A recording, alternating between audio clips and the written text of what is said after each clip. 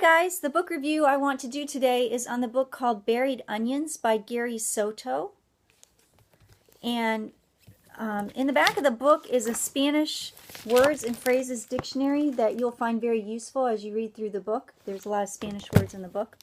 The book takes place in a Mexican-American neighborhood in Fresno, California. The main character is Eddie, a 19-year-old Hispanic teenager, and Eddie's goal is to just avoid violence and death.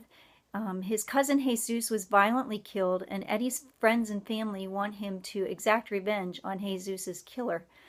But all Eddie wants to do is find a job, which he's finding difficult to do because of the frustrations, temptations, and major setbacks that he has to face.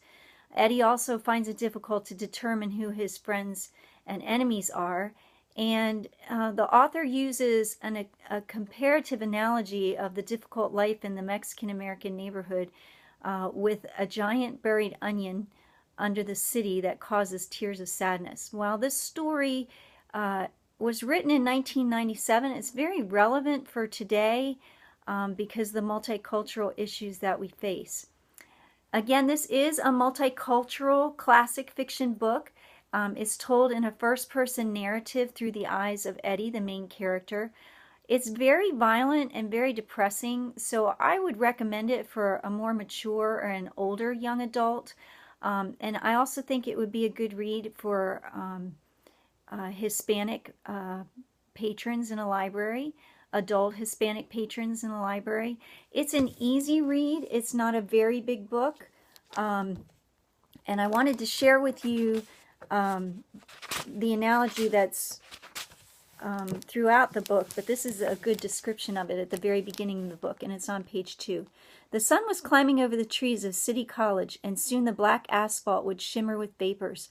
I had a theory about those vapors, which were not released by the sun's heat, but by a huge onion buried under the city. This onion made us cry. Tears leaped from our eyelashes and stained our faces.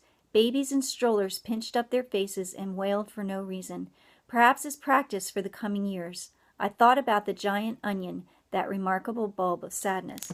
This would be a great book to put in a young adult collection in a school or public library. It would also be a great addition to an adult fiction collection in a public library for those patrons who speak English as a second language. So if you want to get a great multicultural perspective, go ahead and try this book.